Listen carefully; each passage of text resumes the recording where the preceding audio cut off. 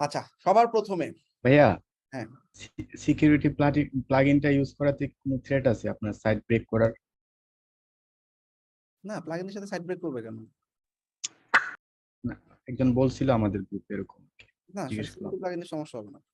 আচ্ছা, এইবার আমাদের সবার প্রথমে আমাদের যে ওয়েবসাইটটা আছে, আমাদের ওয়ার্ডপ্রেস ওয়েবসাইটে ঢুকবা। মন দিয়ে খেয়াল করো এই পার্টটা। এইটা একটা বেসিক ওয়ে আমাদের ওয়ার্ডপ্রেসের কোর ফাইলগুলোকে ঠিকঠাক করা, ঠিক আছে? তো আমাদের ওয়ার্ডপ্রেস ওয়েবসাইটে ঢুকলাম। আচ্ছা, ওয়ার্ডপ্রেস ওয়েবসাইটে ঢোকার পর আমাদের সবার প্রথমে আমাদের এই কাজটা করার আগে অবশ্যই ব্যাকআপ নেওয়া লাগবে। কিছু কিছু ক্ষেত্রে রিস্ক থাকবে, হ্যাঁ? তো তোমাদেরকে তো ব্যাকআপের কথা শুরুতেই বলছি, আমাদের একটা ম্যানুয়াল ব্যাকআপ এবং একটা অল ইন ওয়ান দিয়ে বা কিছু একটা দিয়ে ব্যাকআপ নিয়ে রাখবা, শেষ, ঠিক আছে?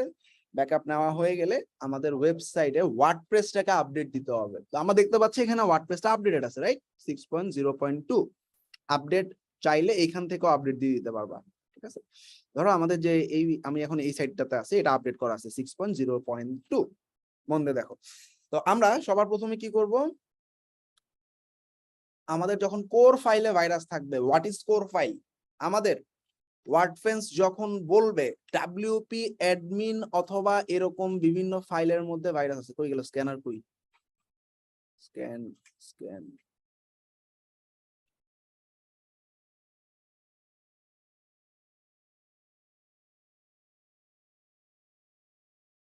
আচ্ছা।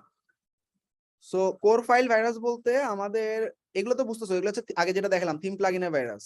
এছাড়া কোর ফাইলের ভাইরাস হচ্ছে যে ডাব্লিউপি ইনক্লুড, ডাব্লিউপি অ্যাডমিন, এই সমস্ত জায়গায় যখন ভাইরাস থাকবে সেটাকে কোর ফাইল বলা হয়, ঠিক আছে? কোর ফাইলেও ভাইরাস ইনজেক্ট হয়েছে।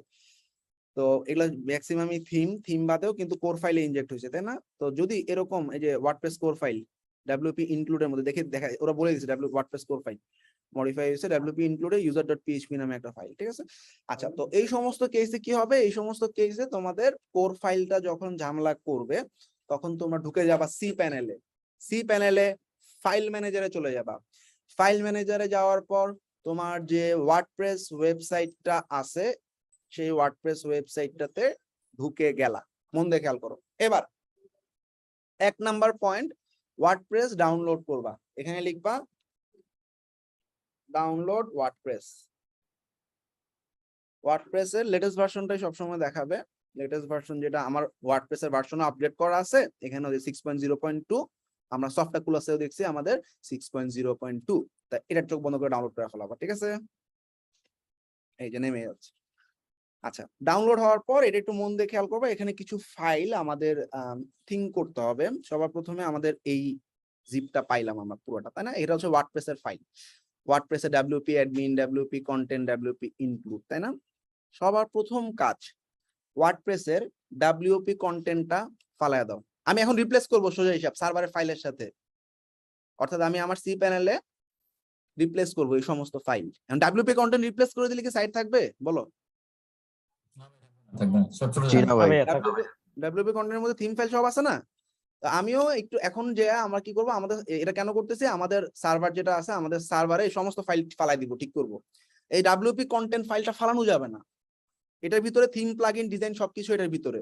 আমি যে রিপ্লেস করব, রিপ্লেসের সময়ও আমাদের মাথায় রাখতে হবে এই ডাউনলোডে আমার ওয়ার্ডপ্রেস করে গেল ওয়ার্ডপ্রেস 3 কোন জায়গায় যে নামছে আলাদা।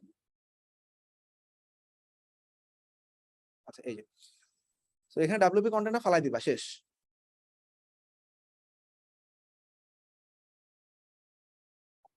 ফালাই দিছি, ক্লিয়ার?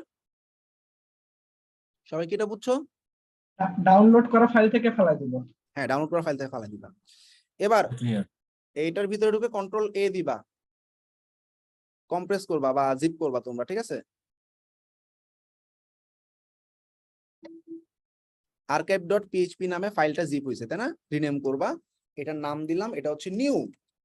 ওকে, তাহলে new.zip এর মধ্যে এই সমস্ত ফাইল আছে এবং এখানে কোনো ভাইরাস নাই, কারণ এটা ওয়ার্ডপ্রেস থেকে নামাইছি মাত্র। ক্লিয়ার? Very good. এইবার মন দিয়ে খেয়াল করো, এই প্রসেসে কিন্তু তোমরা 80% ভাইরাস ক্লিন করে ফেলাইতে পারবা, আমি এখন যেটা দেখাচ্ছি। এইবার আমাদের মেইন সার্ভারের ফোল্ডারে ঢুকলাম, সি প্যানেলে ফোল্ডার ঢুকার পর আমরা সিলেক্ট অল, এখান থেকে কি বাদ দিব, ডাব্লিউপি কন্টেন্ট, তাই না? তাই না? এদের তো বুঝছো, ওইখানে ডাব্লিউপি কন্টেন্ট বাদ দিছি, এখানেও বাদ দিছি। ওকে, আচ্ছা এইবার এই সমস্ত ফাইলকে সিলেক্ট করে এখানে আমি একটা কম্প্রেস করব, জিপ কম্প্রেস। কম্প্রেস করে ফাইলগুলো ফেলাই দিই। কম্প্রেস রিলোড, এই যে কোয়ারেন্টাইন মানে যে প্রথম ফাইলের নামেই কম্প্রেস হয়। হ্যাঁ, এটার নাম দিলাম, এটা কি ওল্ড দিব না নিউ দিব বলো তো? ভাইয়া ওল্ড। ওল্ড, এটা ওল্ড জিপ, আমার পিসিতে আছে নিউ জিপ, এটা ক্লিয়ার? জি ভাইয়া। আচ্ছা এইবার আমাদের যে নিউ জিপটা আছে ওটা আপলোড করে দিই। হ্যাঁ,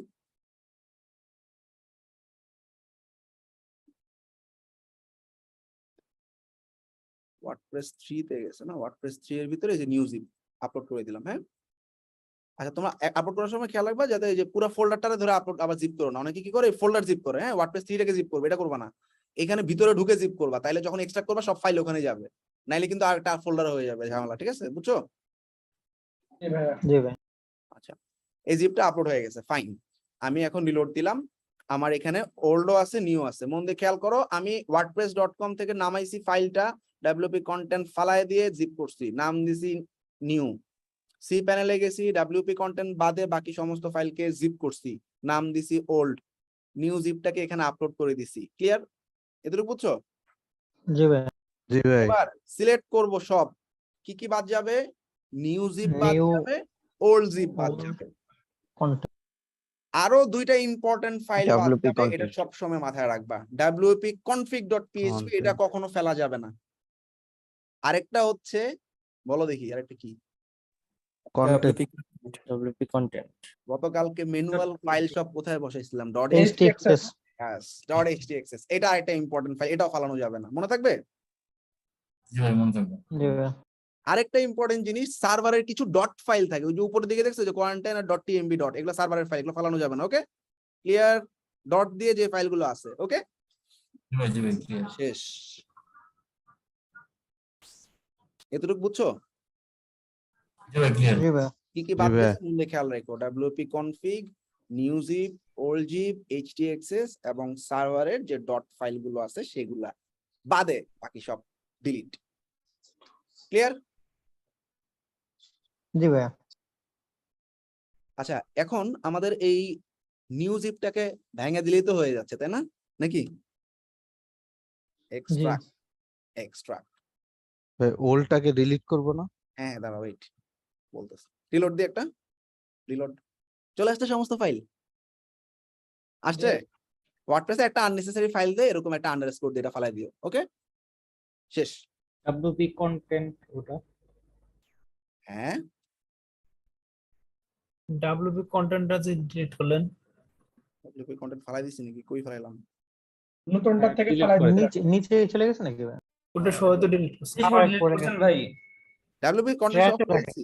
হ্যাঁ ভাই কন্টেন্ট সব ডিলিট করছেন। ট্রাস্ট থেকে ভাইয়া ই করতে হবে। আচ্ছা একটু দাঁড়াও, কোন ফাইলের থেকে ডব্লিউপি কন্টেন্টটা ফেলাই দিয়েছেন, আর ওল্ড ফাইলে তো ডব্লিউপি কন্টেন্ট আছে এখন ভাইয়া। আচ্ছা আচ্ছা এক মিনিট, ওই যে WP content নতুন নতুন আবার কন্টেন্ট কইবা। জাস্ট ডাব্লিউপি কন্টেন্টটাকে আমি রিস্টোর করে দিই। হ্যাঁ, এটা একটু ভুলে ফালাইছিলাম এটা। ওকে, আচ্ছা এবার আমরা পাবলিক আন্ডারস্কোর এইচটিএমএল এ ব্লগের মধ্যে যাই, এই যে চলে আসছে এবার। ঠিক আছে, ক্লিয়ার? জি ভাই। তাহলে আমাদের ডাব্লিউপি কন্টেন্ট কিন্তু ফালা যাবে না, এটা ভুল করছিলাম আমরা। ঠিক আছে, ওকে। তো আমরা ওল্ডটা কেন রাখছি, সামহাও যদি সাইট নষ্ট হয়ে যায় তাহলে ওল্ডটাকে আবার বাইর করে দিয়ে দিব, তাহলে তো হচ্ছে নাকি? বুঝছো ওল্ডের ব্যাকআপটা কেন রাখছি? জি ভাই। আচ্ছা এইবার তুমি দেখবা তোমার 80% ম্যালওয়্যার ক্লিন, মনে থাকবে। নিউ জিপের আর দরকার আছে? ভাই ওল্ডের ভিতরে কি আবার থাকার কোনো সম্ভাবনা আছে? কি থাকার? ম্যালওয়্যার থাকার কোনো ম্যালওয়্যার তো ওল্ডের সম্ভাবনা ভিতরে, আছে? ওল্ডের ভিতরে তো অবশ্যই আছে ম্যালওয়্যার, তাই না? আমি তো জিপ করে রেখে দিছি, তাহলে তো সাইট তাহলে যদি তো ঠিক ভাই থাকে আমি ফালাই দিব এটা। ঠিক আছে, সাইট যদি ঠিকঠাক থাকে আমি ফালাই দিব, বুঝো নাই? আমি জি এখন ভাই। আমার আচ্ছা ওয়েবসাইটটা আচ্ছা দেখবো, আমার ওয়েবসাইটটা দেখবো যদি আমার সব সাইট ফাইল টাইল সব ঠিক আছে, তাহলে আমি কি করব, ব্লগ সাইট না ব্লগ, আমার যদি ওয়েবসাইট ঠিক থাকে আমি ওল্ডটাকে ফালাই দিব, নিউটাকে ফালাই দিব, দুইটার একটাও আমার দরকার নাই। ক্লিয়ার? সবাই বুঝছো? আচ্ছা, মানে হচ্ছে যে সাইটটা ঠিক চেক আছে। করার পরে যদি সব ঠিকঠাক থাকে তাহলে আর ফালাই কি দিব। ওল্ড নিউ ওগুলো ফালাই দিব। Yes, yes. এখন আর ওল্ডের দরকার নেই, রাখছি শুধু চেক করার। Exactly delete. শেষ। ক্লিয়ার? সো এবার তুমি চেক করে দেখবা তোমার ম্যাক্সিমাম ক্ষেত্রেই তোমার সমস্ত ফাইল ক্লিন হয়ে গেছে। ঠিক আছে, দেখা যাবে 2000 ভাইরাস থেকে তোমার ভাইরাসে নেমে আসছে আর 5টা 6টা ভাইরাসে। ওকে, ক্লিয়ার? ভাইয়া জি এখান ভাই। থেকে আমার মেইন সাইটের যে এটা আছে না আপনার, মানে এটা পাই না, সাবডোমেইন পাই কিন্তু অন্যগুলা পাই না, কি করার ব্যাকআপ নেওয়ার জন্য আর কি। ব্যাকআপ অল ইন ওয়ান, এটা ব্যাকআপ নিয়ে নিবা তাইলে হবে। হ্যাঁ,